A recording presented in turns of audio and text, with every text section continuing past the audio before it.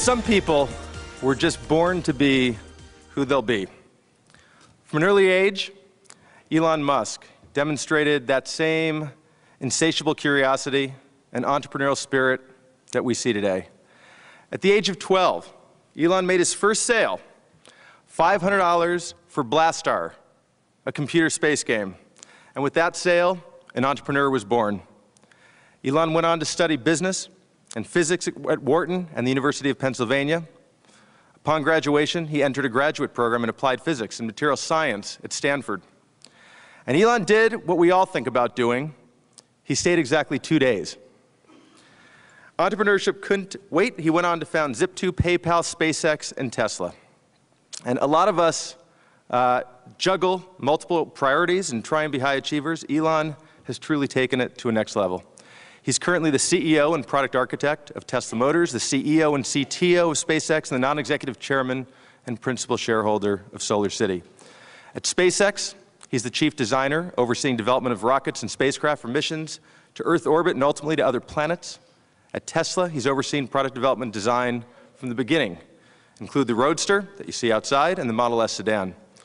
Transitioning to a sustainable energy economy in which electric vehicles do play a pivotal role has been one of his central interests for 20 years, stemming from his time as a physics student working on ultracapacitors in Silicon Valley. Now, the awards for Elon are truly too numerous to name. I will touch on a few of them. In 2007, Elon was recognized for his work by Research and Development magazine, receiving the Innovator of the Year award. He received the 2007 and 2008 American Institute of Aeronautics and Astronautics Award for the greatest contribution to the field of space transportation. In 2008, Elon was named as one of 75 most influential people in the 21st century by Esquire magazine. He received the Aviation Week 2008 laureate for the most significant achievement worldwide in the space industry. 2009, the National Space Society awarded Musk the Von Braun Trophy, given for leadership of the most significant achievement in space. And in 2010, Elon was the youngest recipient of the Auto Executive of the Year Innovator Award for his work at Tesla, and most recently named to the Time 100 for 2010. I can tell you, as a Tesla board member, I've watched Elon provide not only the vision for the company, but provide intensely focused execution of the company's business plan and recruitment of the best and brightest people. I've seen an extraordinary leader who demands not only the best from his team, but backs it up by being the hardest working guy at the company. Now, Elon has a number of titles: serial entrepreneur, founder, CEO, product architect, CTO, chief designer, and many more. When I'm most privileged to call Elon as my friend, I know how difficult it was for him to be here today, managing 2 companies. I want to personally thank you, Elon, for the effort. Here to talk about entrepreneurship, what it means to prove naysayers wrong. Here to talk about Tesla's amazing ride and IPO, and talking about the clean tech's most prominent IPO, my friend, Elon Musk. I'll give you maybe a bit of background on why Tesla, why SolarCity, and some of the other things that I've done. I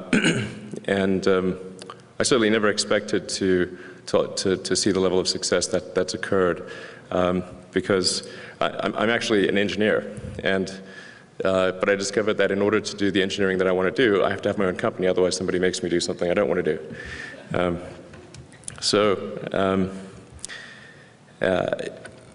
The thing that kind of unites the companies that I've started is was when I was in college, I thought about what would most affect the future of humanity. And the 3 things that I could come up with were the internet, the transition to sustainable energy, both the production and consumption of energy in a sustainable manner, and the third was space exploration, in particular making life multiplanetary. And I did not expect ever to be involved in the space side of things. Those were simply what I thought were most important in the abstract. But fortunately, via some capital, I was able to acquire from selling some internet companies that allowed me to enter the space arena. So, in fact, I originally came out to Silicon Valley, as Ira mentioned, to with the intent of doing a PhD at Stanford in applied physics and material science. but really with a fairly pragmatic goal, which was to try to solve the energy storage problem for electric cars. And that I was going to pursue high energy density capacitors.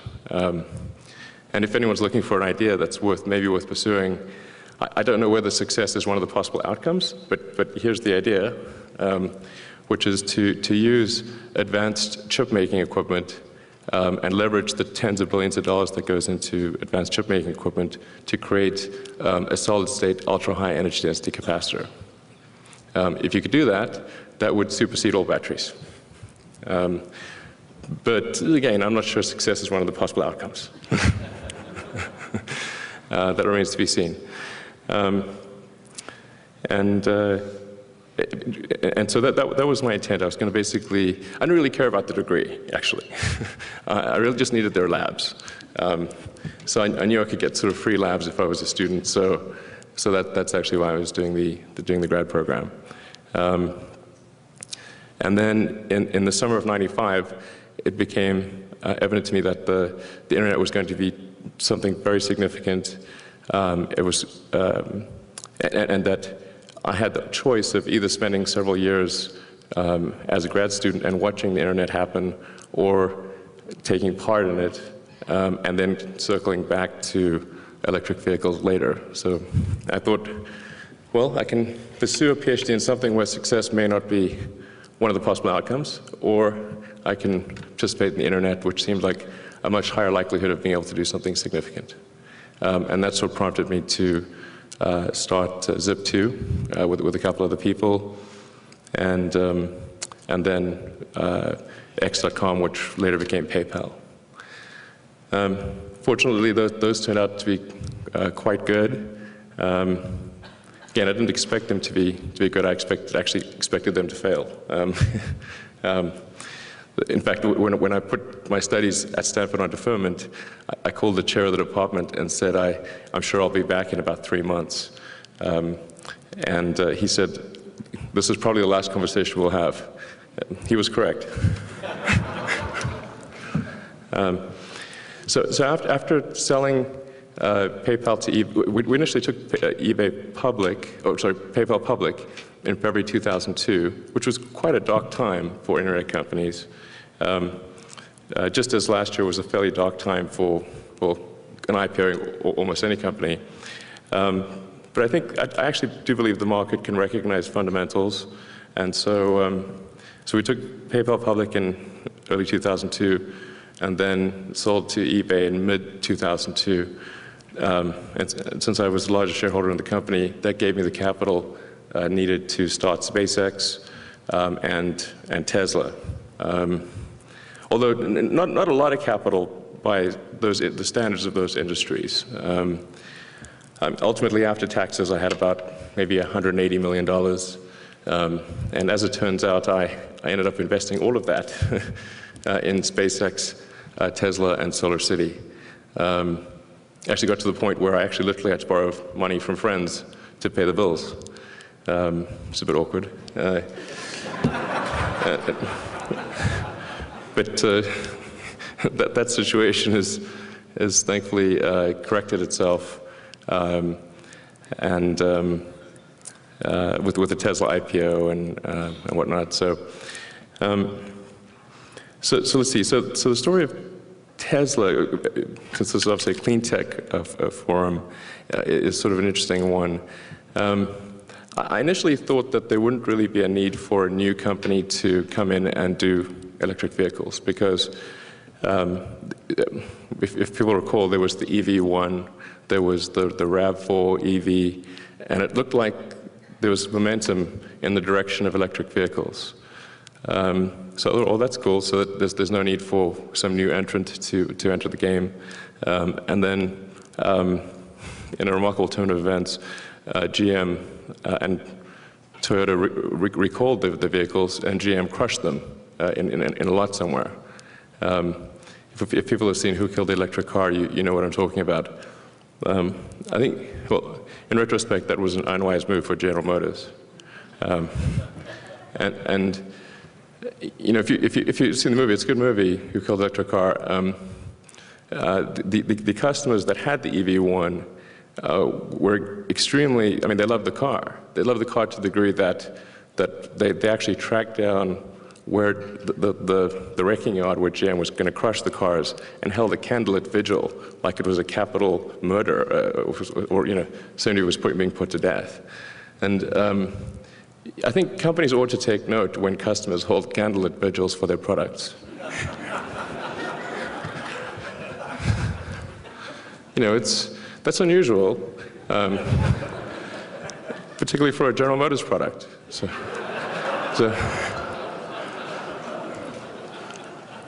you know, I think that says maybe you should do it EV2 and that sort of thing. Anyway, so I was somewhat dismayed by that. So when I learned that there was a small company in Southern California called AC Propulsion that had done a prototype, just a very sort of rough prototype of an electric car called the T0. I got a test drive in the car. It clearly showed that the timing was right to create a compelling electric car. The advent of lithium-ion really being the key enabling technology. And so I didn't initially want to run Tesla because I was running SpaceX. And so I thought, well, you know what, I'm just going to apply 20% of my time, work on the product design, and then find some other partners to run the company. That didn't work out, unfortunately. And Ira is aware of the difficult issues we went through with the company coming very close to death on many occasions. I mean, a car company is not an easy thing to create at the best of times. And the last few years were certainly not the best of times, particularly for car companies. I mean, this was an environment where General Motors went bankrupt. You know, I think people, it's the first time General Motors has ever gone bankrupt. And if that environment can sort of lay low a company like General Motors, you can imagine that it's pretty tough sledding if you're a new car company that nobody's ever heard of, and you're trying to sell this electric car, which sounds like kind of crazy technology. And it's a high-end two-seater sports car. So it was definitely some tough going there. I think I still have mental scar tissue, actually, from that period. But we managed to get through it, and narrowly, and managed to get some good partners on our side that were really key, and certainly immensely grateful to them. Daimler being the first.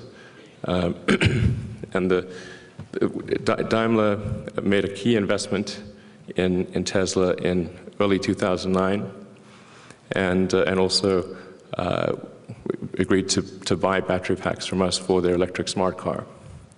And that relationship has actually continued to grow, with Daimler making some incremental investments into Tesla, and then increasing the business as well. So now we're doing the battery pack and charger for the Mercedes A-Class.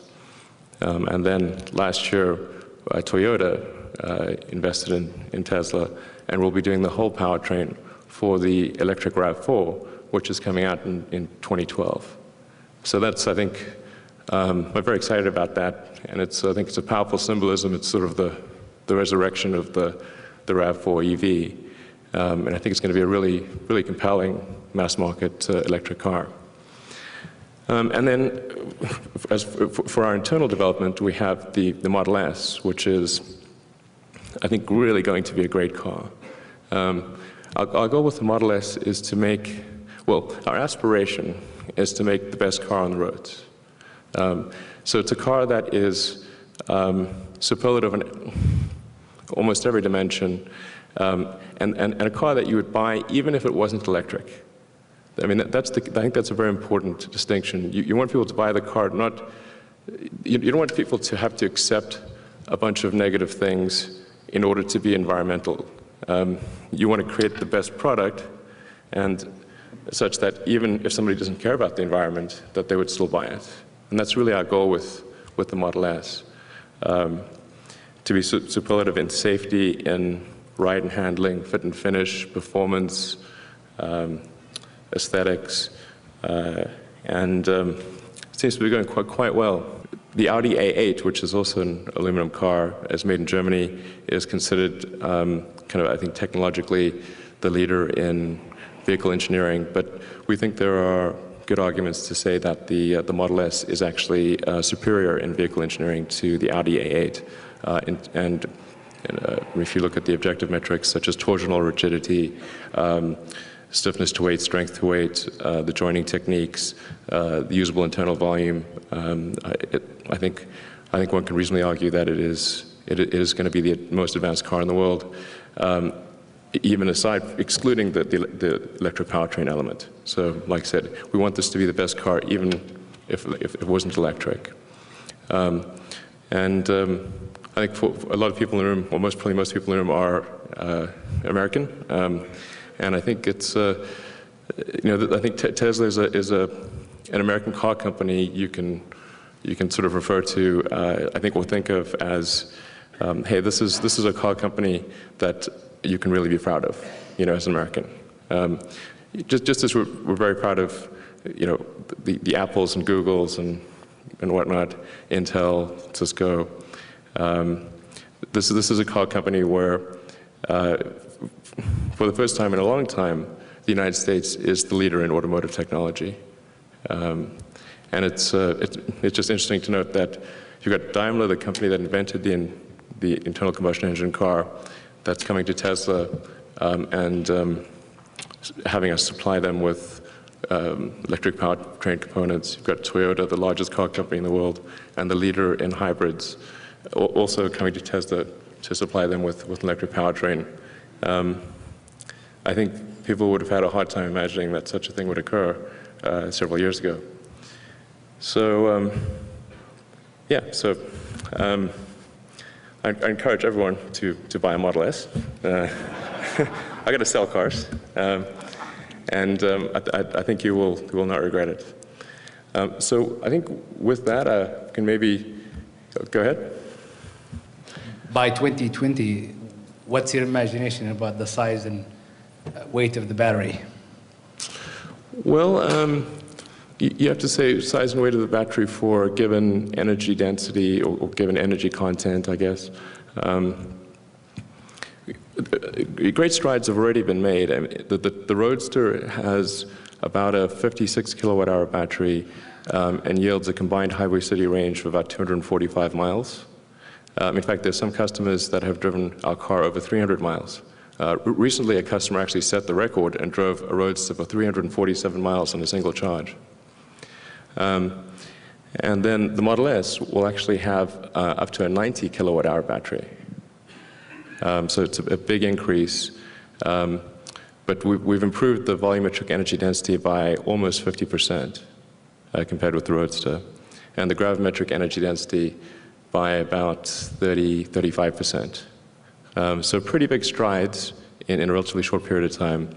And whereas the Roadster uses an almost unmodified laptop cell, an 18650 cell, with the Model S, we've worked closely with Panasonic to create a dedicated automotive cell, same form factor, so it can still make use of the economies of scale used to produce 18650 cells, but the internals are different. It's really well optimized for automotive. In 2020, I think it's going to be, it's going to be really just dirt cheap to have a long-range battery. I mean, I think all transportation is actually going to go electric. Planes, trains, automobiles, everything, with ironically one exception being rockets.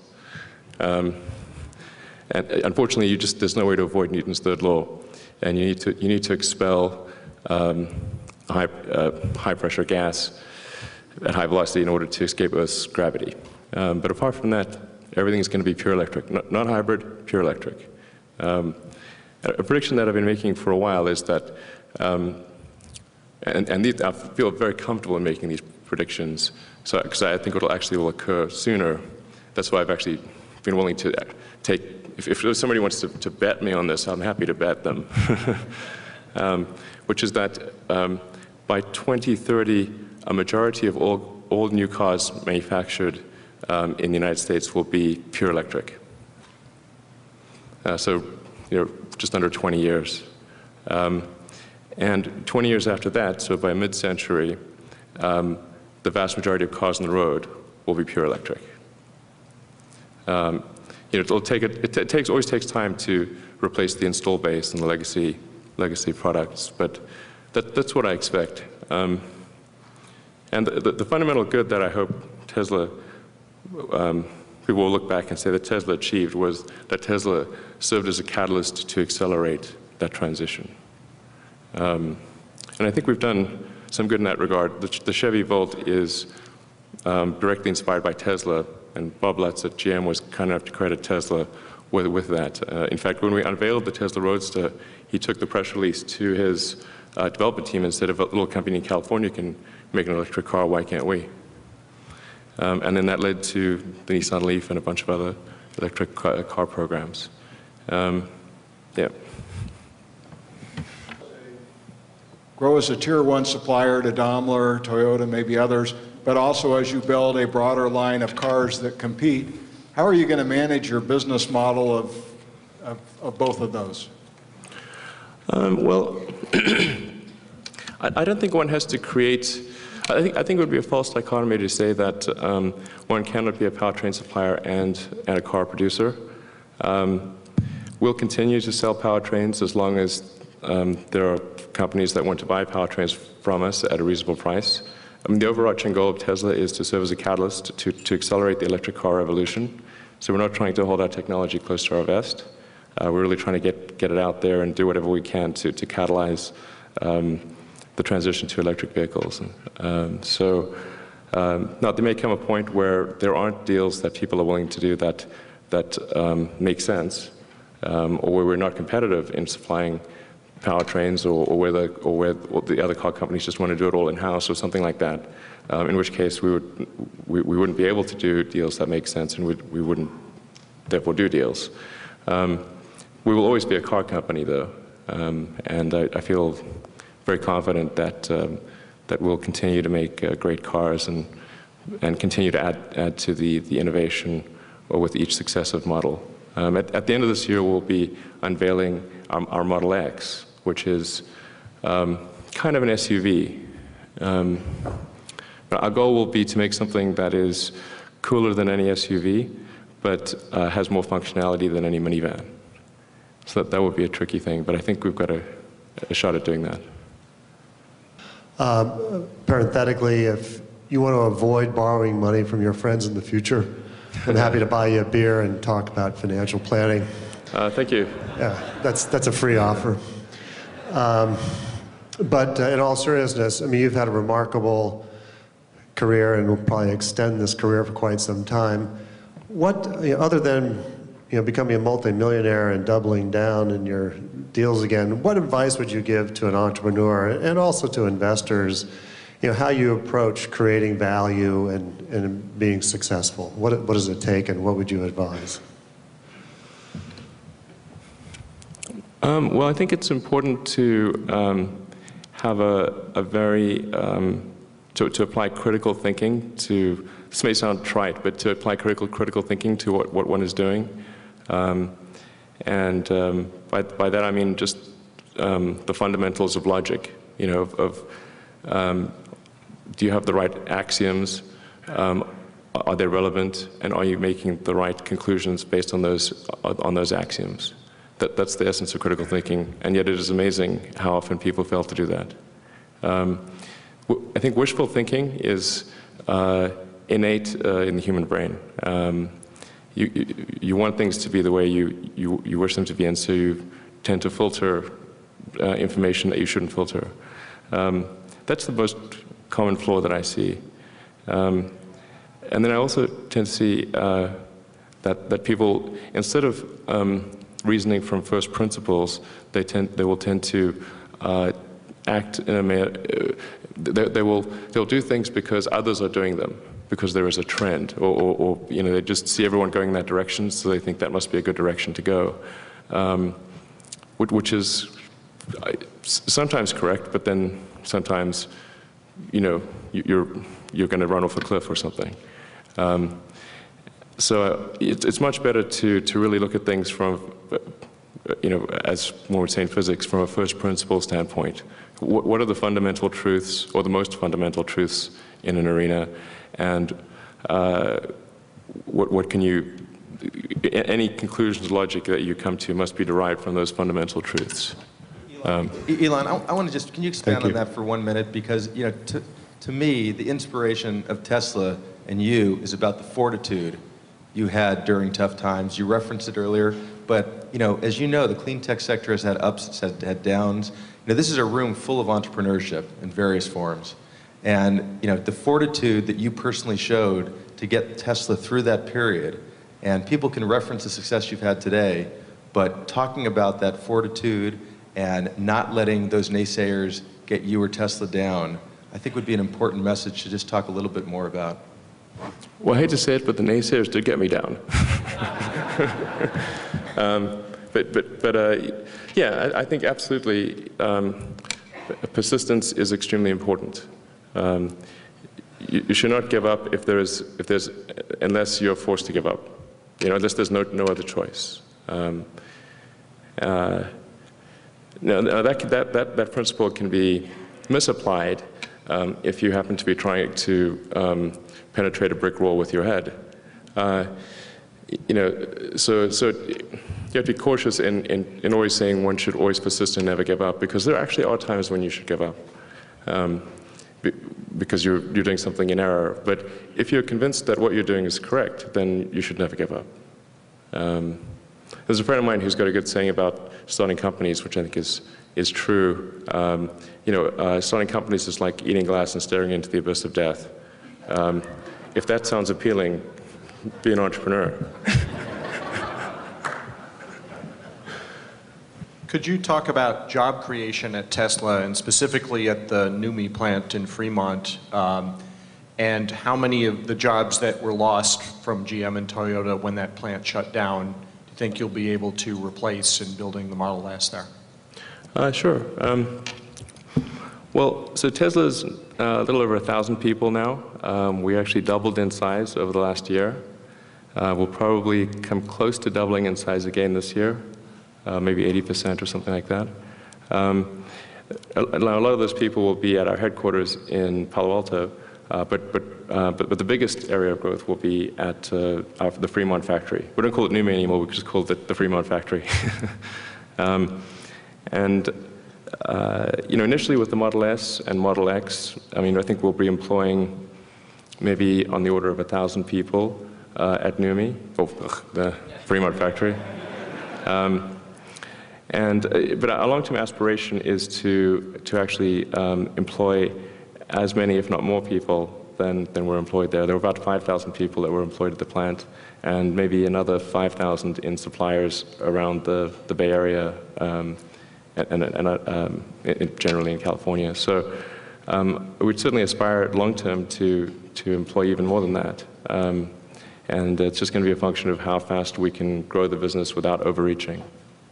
But I'm hopeful that by the time we get to our third generation product, which would be the mass market car. So the Model S is about $50,000 to $100,000. It's kind of like a BMW 5 Series or Audi A6, A8, Mercedes E-Class, that kind of thing. But our third generation car, which would be on the order of $30,000, obviously much more of a mass market car. And we want to get to that vehicle as soon as possible, but it's probably about at least 4 years away. And that's really when we'd start to get to the full employment at Fremont. Certainly now you're part of the electric car industry, and we've had a couple examples of the infrastructure required to charge, and of course the change in the electric power sector. If by 2030 we have 50% of new cars are electric, there's going to be a substantial need to have a different distribution system for electric power, presumably. Do you at Tesla or the broader electric car industry see some kind of role in that, or do you leave that to the electric power industry? And then part two, we had a fairly impassioned plea from both the investors and the government agencies who wield budgets as well as influence over policy, that the clean tech sector is absent in Washington, influencing policy, visiting senators, visiting legislators, and so forth. So the question is, what's the role for Tesla, both in the electrification part and then also in the political process and policy process to bridge that gap and get them both involved? Well, to answer your second question first, Tesla is certainly doing everything it can to generate awareness and enthusiasm for electric vehicles in DC. In fact, I'm headed to DC tonight, and we'll be meeting with a number of senators and congressmen tomorrow. And then next month, Tesla will be opening up its DC showroom. And again, we're going to have a lot of senators and congressmen to that event, also people from the White House. So we're really doing everything we can. I agree it's something that's very important, and so we're doing whatever is within our power to do in that regard. And then with respect to the infrastructure, in the short term, I think there's very little need for infrastructure. Electricity is so widespread, and what we're seeing is that for the Roadster, almost all charging occurs at home and at night. So it maps well. In fact, the peak of when people charge corresponds almost exactly to the trough of grid usage. And so there's actually a tremendous amount of capacity in the grid to charge electric cars, provided people continue to charge their cars at home. Now, as we get to the point where we've got half of all the cars on the road or more being electric, there's certainly going to be a need for grid upgrades, charging stations, and an increasing need for that. But it's not something that I think is very pressing in, say, the next year or two. But Tesla, we do recognize that as an important long-term thing, and we are developing a high-speed charger, which is capable of recharging the battery pack in about 40 minutes or so. And we're going to offer that for free to our customers. So we're going to just pick locations along the major interstates every 100 miles or so where there's a decent amount of traffic and just install them for free. If they start to see significant usage, then we might put a card reader on them or something. I do think that's an important thing to address, so we're going to address it. We're also happy to sell those fast chargers to others if they want to install them in places. The other thing we've done with the Model S is we've designed the battery pack such that it can be swapped out in under a minute. It's just in the floor pan of the car. I'm not sure how many people will actually make use of that, but we wanted to have it in there just to preserve the optionality. Worst case, it makes it very easy to service, very easy to install a pack in the factory and that kind of thing. Yeah, between those, essentially those two things, plus offering a 300-mile range car, I think we've gone a long way towards addressing people's range concerns. In the back there? Yes. Hi. I wanted to just, I was intrigued by what you said about first principles and sort of using critical thinking. My philosophy major's heart was warmed to hear some of that. We spend a lot of time, those of us who've been through the entrepreneur into the investor cycle spend a lot of time trying to get people with great ideas to reduce them to things like that. And I'm wondering if you have any suggestions, reading educational materials, or place people who are struggling with how to make their big idea, or at least evaluate whether they can get it done, to sort of construct from the ground up a path that at least has, as you said, success as one of the possible outcomes. Yeah, well, actually that's where physics is really helpful, except in unexplored areas of physics, or difficult to explore. Physics is very helpful for figuring out whether you're violating one of the, say, the fundamental laws, like are you conserving momentum and energy? If you're not, then you probably are not going to be successful. Or if you think you're not.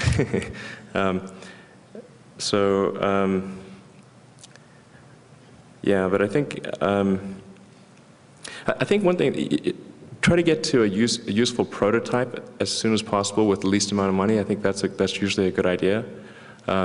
Everything works on PowerPoint, and so people are somewhat skeptical if they see a PowerPoint presentation or a website or something. But if they see the actual hardware and it's working, that is much, much more convincing. That's why the first thing we did with Tesla was to create a prototype Roadster. That was the first order of business, to show people that it was real and it actually did work. And even though it was somewhat of a hack, it still gave people the feeling of what it could be. So I think generally that's a good move. It also will help identify if what you're trying to do is impossible or extremely difficult or something like that. As an entrepreneur, I'm sure you value working in a fast-paced, dynamic, and challenging environment, but sometimes that doesn't scale very well. And now that both Tesla and SpaceX are well over 500 employees each, I'm curious if you can speak to the challenges of making that transition and how you preserve that fun environment, if you do at all. I'm assuming you try. Certainly try. Yeah, it's a good question, and I mean something that I don't initially have a great answer for. I think as the companies get bigger, it's harder and harder to maintain a sort of a fun, dynamic feeling, and to avoid being sort of a soul-destroying sort of corporation. And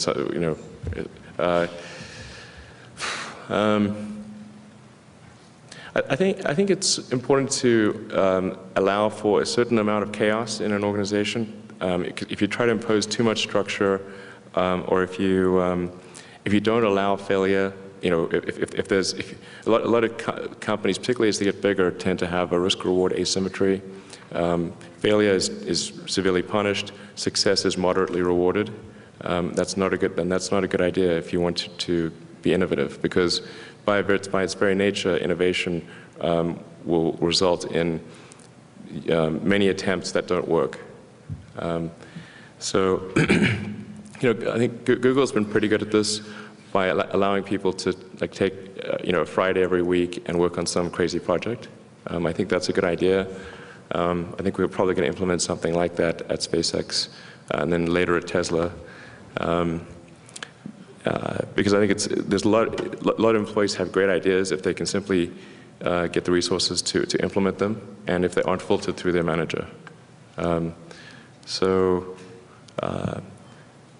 And then I think just generally trying to be a little bit irreverent, to encourage people to do eclectic, odd things, and that's okay. There's not going to be some sort of conformist police that comes chasing you down.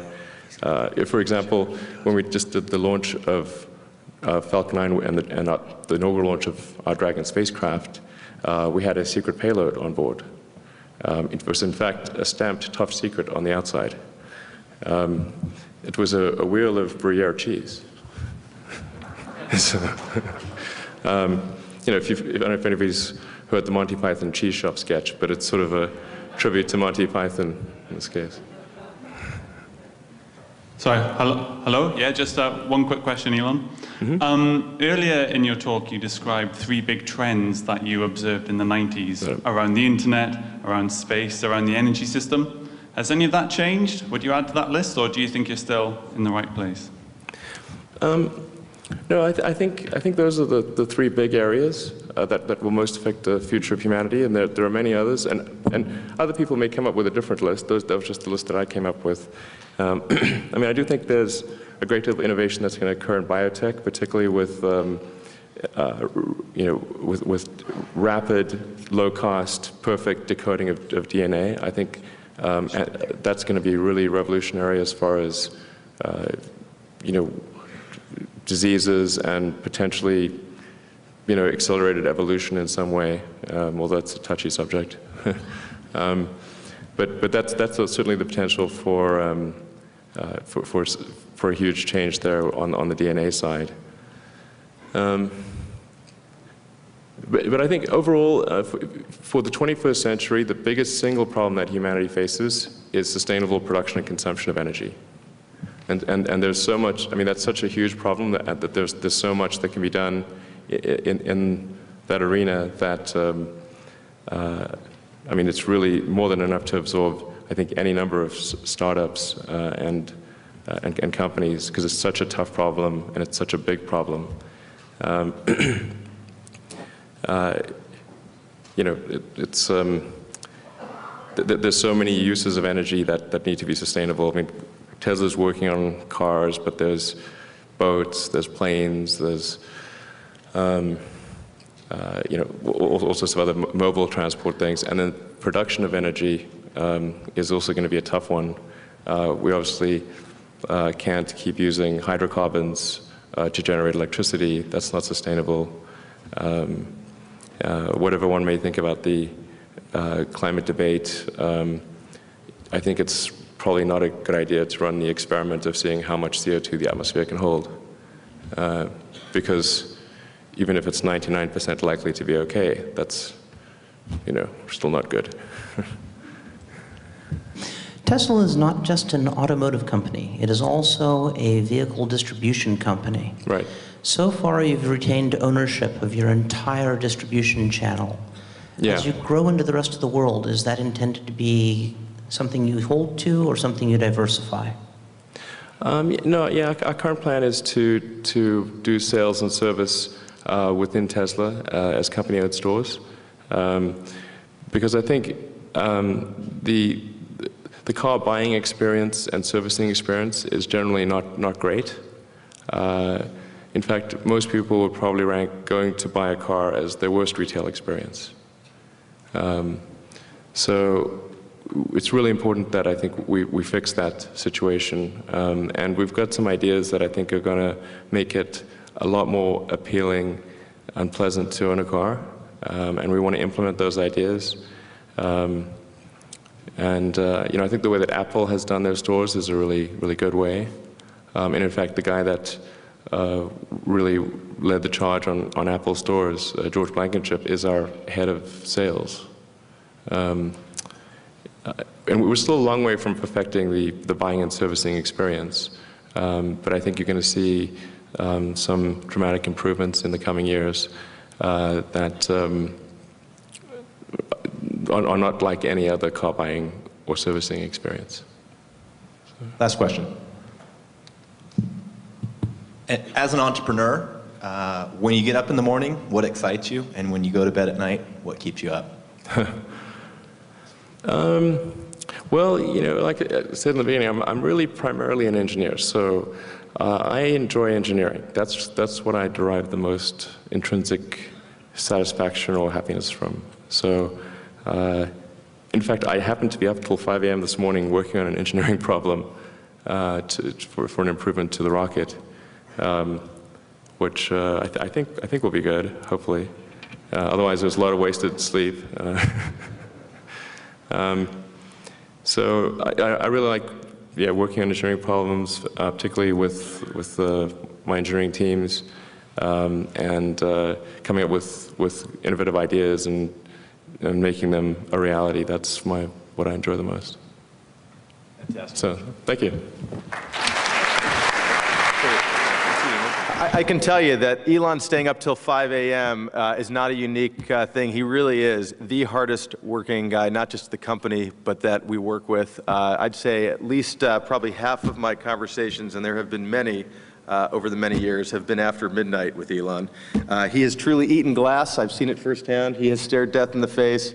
And this is not from me, but Time Magazine and others describe him, and I think you can see why, as perhaps one of the greatest entrepreneurs of our 21st century. Thank you, Elon.